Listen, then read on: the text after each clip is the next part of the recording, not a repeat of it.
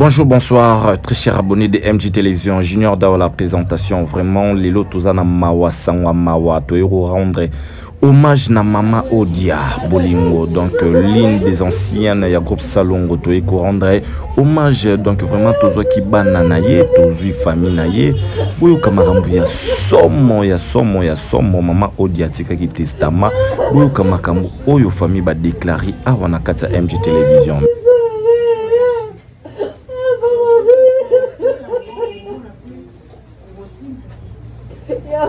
Nzoka makambo boye vraiment Mama Odia Kofi, Mama Odia Tikibana Bakoko, Mama Odia Bolingo vraiment passe na motema boyo kabino moko ba témoignage obana ba lobby obana ba déclarer vraiment passe na tikibino na koloba mingité. Donc bolanda vraiment un grand merci à Maman Mami Wanja.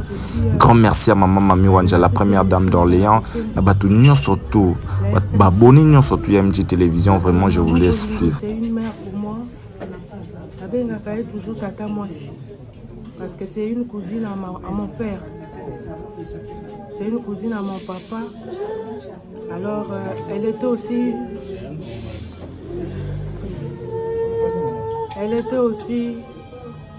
une maman, une deuxième maman pour moi. Elle nous a encadrés en tout.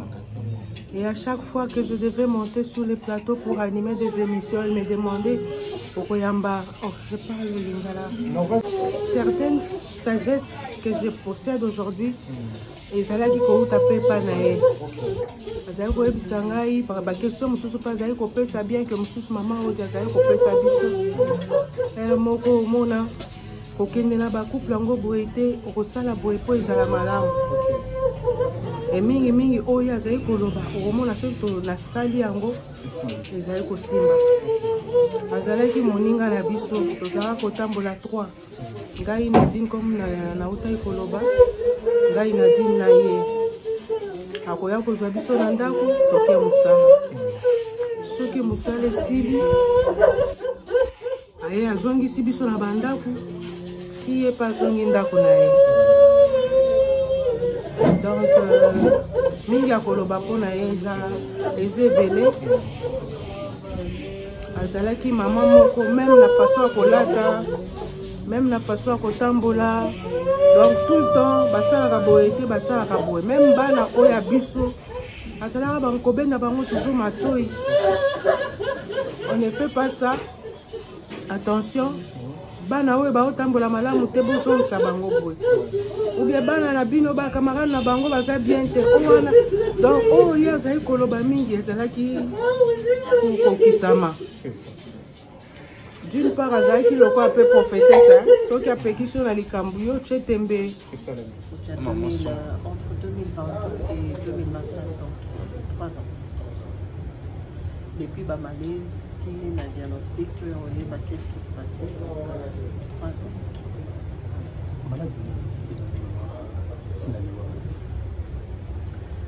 Bon, maman, Azaki a un problème à concret.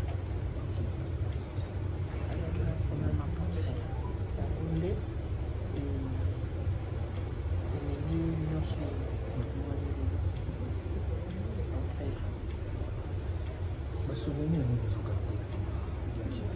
souvenir déjà mon tout hier on dit souvenir à mon qui souvenir nous au garder le romantique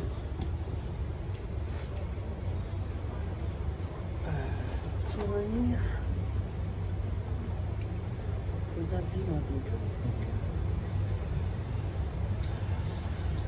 il a un gars les a marqué un pas souvenir dans un moment à n'importe lequel kaka ndenge kumbo na ye ezalaki kaka kumbo oyo bapesaki ye atiseke ça na Bolingo. Ma mère avait beaucoup d'amour surtout pour la bana na ye kaka pour la bana na ye te parce que maman na biso azalaki mama ya bana ebele peut-être abimisaki 5 aligongo na ye. Mais oyo ye abokolaki na ndako na ye c'était plus de 20. Donc lelo oyo soki na koloba je dirais tous à peu près pas bana et à beaucoup la vie. Alors les souvenirs, il y en a beaucoup, c'est toute une vie. Naïbi une bataille, très bien routée. Voilà, on est dans la table comment. Déjà de voir ceux qui les camouflent, en fait, ils sont expliqués, je sais que tu fais des ans malades. Et ça là, évidemment, la et ceux qui sont pétés, comment les conséquences? Malgré les conséquences, soit là. On a vu sur Azala qui, maman a un cas difficile. En fait, bana nyosho ya récalcitrant, bana nyosho ya difficile la famille, parce que tu n'as pas mingi et pas maman.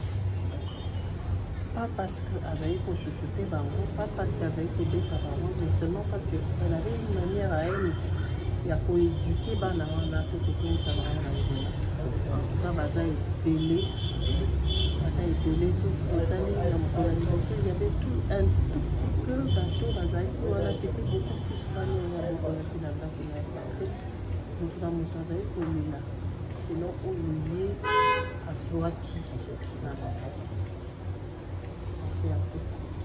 Nous avons là qui a on lié à Swaki, c'est-à-dire on va voir qui nous ont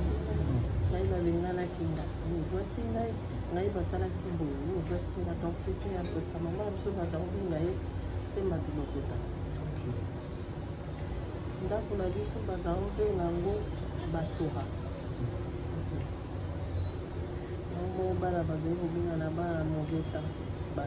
Pourquoi? Parce que Azaki bana ya famille libota mobimba de part et d'autre na bana ya baninga na bana ya quartier.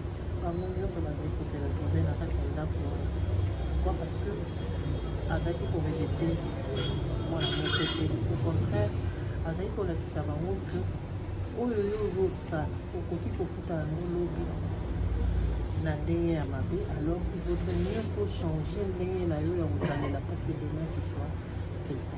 La plupart il y a pas de même chose, il y a beaucoup de kinanda qui en tout cas les lots à se retrouver dans la situation. Donc alors ça là, et ça, ce sont des souvenirs qui ne peuvent pas quitter aussi facilement Moutouna. À savoir que là pour la vie nous avons la pléthore parfois basé à la famille la vie, mais on vous traite de la même manière. C'est comme si la sécurité Ça, s'il te plaît, pardon, s'il vous plaît, une question.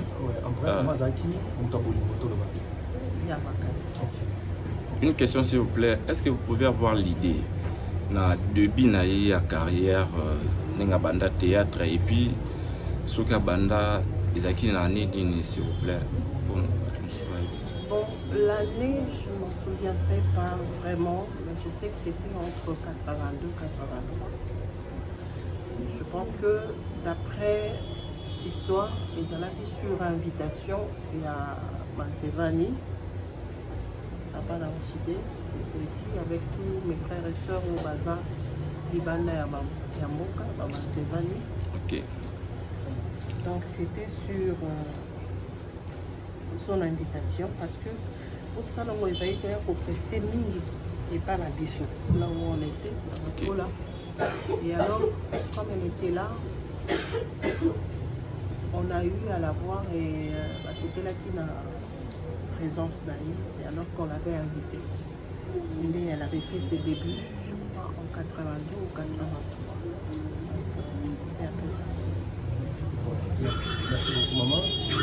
Bonjour, Mimi, déjà pour la rappeler, parce que comme vous voyez, chaque fois, quand vous avez déjà passé, vous avez ma femme, ma collègue, qui dit que vous passez comme ça.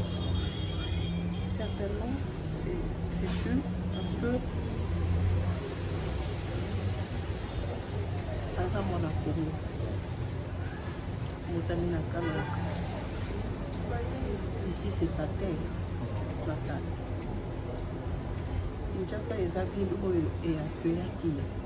Depuis au moins elle s'est mariée, elle est venue à Kinshasa, à Otibana, à Salivi, à Salitaria, à Moussala, à Kinshasa. Alors je ne vois pas pourquoi tu peux tomber alors que l'ancêtre naïe va nous élayer dans ma vie naïe. Elle va reposer beaucoup plus en paix ce kaza awa na ma vie naïe qu'en dehors du pays. Donc certainement et sûrement elle sera rapatriée ici dans la province de Kinshasa pour être dignement pleurée. Ndenge biso nyonso bana mboka tozozela ye. Pas seulement nous, ses enfants, mais bana nyonso oyo ya chuchutaki, oyo ya lingaki, bana nyonso, que ce soit biologique, que ce soit artistique, bana nyonso oyo bazozela ye, pe peuple congolais nyonso oyo ezozela ye po epesa ye bahonneur oyo amérité. Na bandeko oyo balingaki mosala ya bango azala bafani te ebele tokomona nde ke bazolinga na bacommentaire soza un message à ce moment, soit juste encore dans la Message, je l'ai toujours dit. Parce qu'une fois,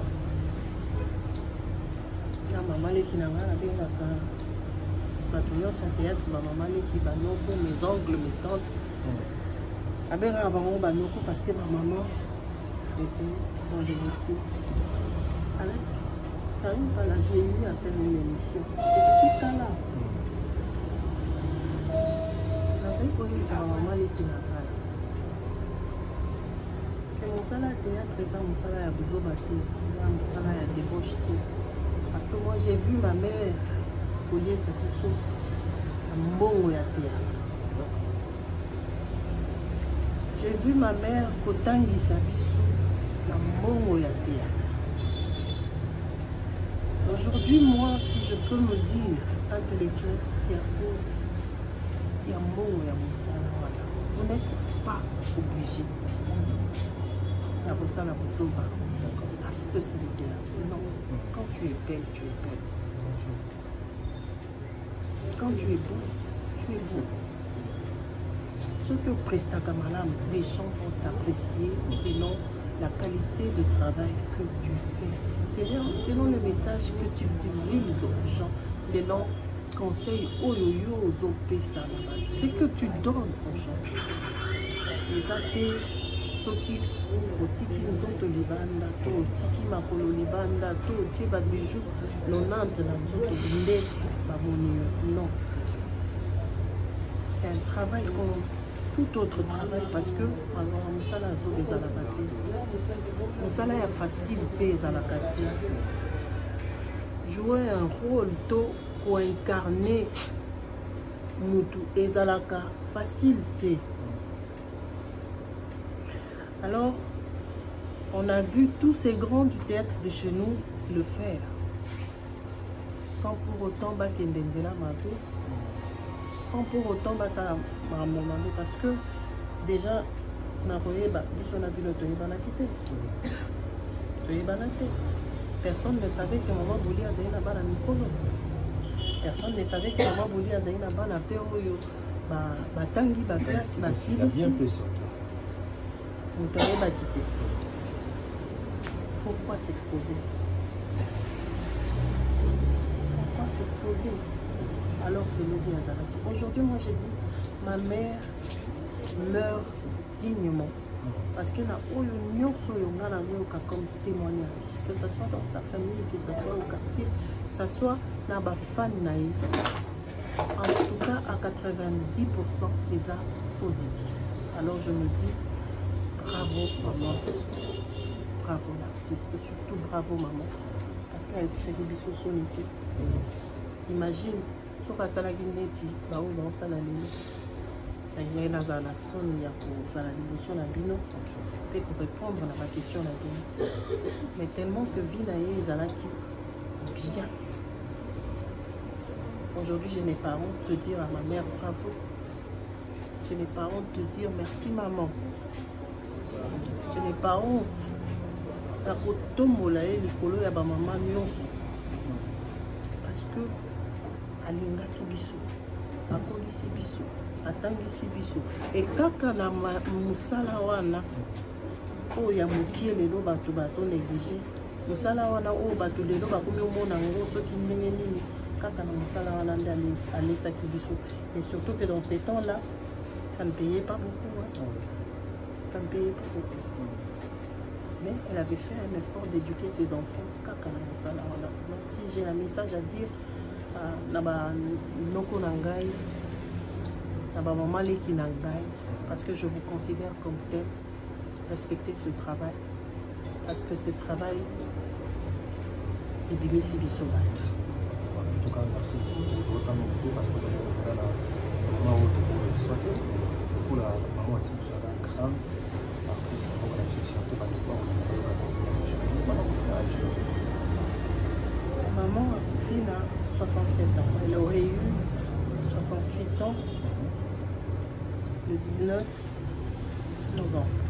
D'accord. Comment ça va nous comment la jeunesse vous avez la maman star dans le Congo la Mboka? Déjà,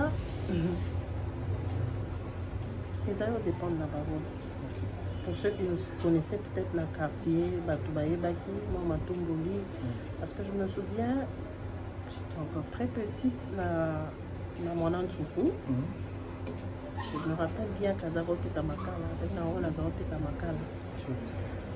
En fait, en ce moment-là, côté Kamakala, les amis, ils sont et tout ça là, Batoubaye, maman Pinate Kamakala, maman Pinate Kamakala, en fait.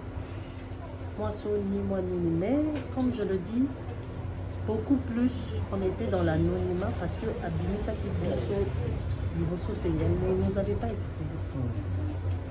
Peut-être dans le quartier, mais Ebele Baïba qui bisotait que Tozaki Baanaï.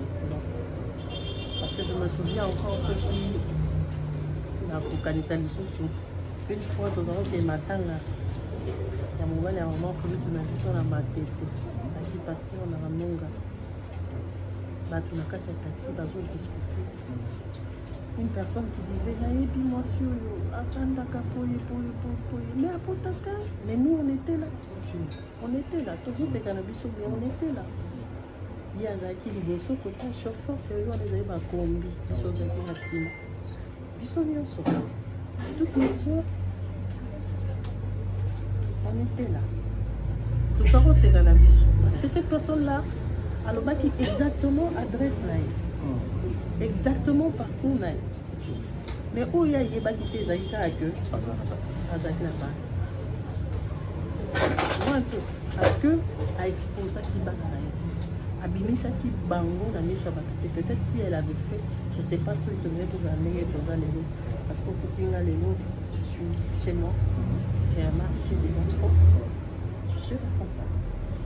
Maman, vous dites ça et tout pour les dans l'ensemble, un artiste comédien ministre général pour souhaiter dans les Maman Bouli Azaki Moutaboboto, Moutouakimia. Je crois que l'artiste Nyon surtout Oyo, Papoussana Kipembeni, surtout Yabassi, ils ont eu Yakozwa un peu d'aide. Oyo Yapesaki Baba. Ce que je souhaiterais, les Alapis, les jeunes artistes, pour la maman la descend parce qu'à cette et surtout qu'à le mois de mars, c'est le mois de la femme. Pour valoriser ça la la maman là. Si tu penses à ta propre mère, on l'a télé, je pense que c'était. On l'a télé, et là-bas, il y a Ninete, au côté qu'elle est Moutolo Libandate. On l'a descend en tant que moi, allez connaître la maman. Là où il y a sa mibali. Tu poses à la attitude, mon sereine. Parce que maman a zaki mutakina, zaki ne mutamobuluti. À partir on a une autre chose à aller au salon mobuluti. Beaucoup de esika oyo abimisa qui discussion. Te ezaki na wote. Elle était de vôtre. Elle dit que mutakapera bali la caméra. Mais to les laye na ndenge ya kimia. Parce que zaki ne mutakina, zaki ne mutamobuluti. C'est ce que je souhaiterais. Un message en plus à notre camarade Bamisho, parce que ça peut être fatigué pour le public, que je vais un message en plus à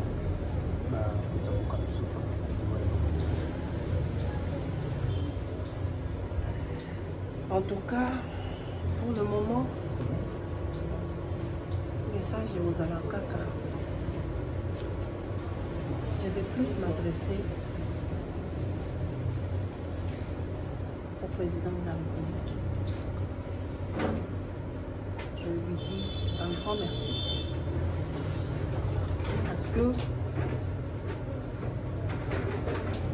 maman Oyaza Kombeni Naye, c'est lui-même. La Kibiso. La parcours. En ces temps difficiles, à Zoaki Sao. Tout ça là qui peut nous naïf avec la Kibiso. Elle nous avait beaucoup aidé. Alors je dis merci. Je ne veux pas être ingrate parce que je ne laisserai jamais maman, tu nous as beaucoup aidé. Parce que grâce à Nayo, maman, on a pu gagner une année de plus. La vie à maman la vie. On a gagné beaucoup d'amour, beaucoup d'affection et surtout, on a vécu avec elle. Dans ma dernier moment, quand elle ne pouvait plus parler, en tout cas, on a été avec elle pour gagner une année seulement grâce à toi, maman. Merci. Madame, s'il vous plaît, une dernière question. On voulait savoir ce qui vous a soutien à l'artiste. Est-ce que vous avez beaucoup de fils, des messages, des condoléances à l'artiste comédien? Bon, à cette question-là, je ne saurais pas répondre. Si les bazars informés, je ne sais pas. Je ne saurais pas. Mais déjà, on a une grande famille qui est le groupe Salongo, qui déjà me soutient d'une manière ou d'une autre. On a une structure au Tobengaka, les petits-enfants de Chitengesana. Nous nous soutenons déjà. Okay. Alors, je ne sais pas si les autres artistes basent une nouvelle. Tous ceux qui n'ont pas basé. Et les collègues ou bando tourner ensemble dans le groupe Salon quand même. Oui. Assisté. Tu as trouvé Karine là, non? Le président ne peut pas en la zone. Président Azali, Odon Azali, Assassi Azali. Maman Nanga a soutenu Ranga chaque jour. Azali a groupe Salon côté, Azali Nzoy. Elle me soutient. Il y a Maman Boka qui me soutenait aussi. Il y a le groupe Nzoy qui me soutenait, qui est aussi de la RTNC. C'est-à-dire le soutien, on l'a chaque jour. On l'a eu chaque jour parce que à chaque fois à chaque fois que tu fais un pas, c'est quelqu'un qui t'appelle pour envoyer Baba Nouvelle. C'est quelqu'un qui t'appelle aux nouvelles, qui veut savoir comment ça se passe, à Salinengenini, à la Montenegeni. Et c'était chaque jour. Oui, c'était chaque jour. Le groupe Salongo et le groupe Nzon. Plus ma maman. Merci beaucoup. La fille, la maman, la tante, maternelle, donc, la émotionnelle, la émotion, vraiment, mais la amitié à Koloba. Vous avez des souvenirs vous gardez, il y a maman Bouli, à Tikibiso? Des souvenirs ébélés, on a ma Bouli, mais la Koloba, vraiment, amitié, vous comprendrez. D'accord.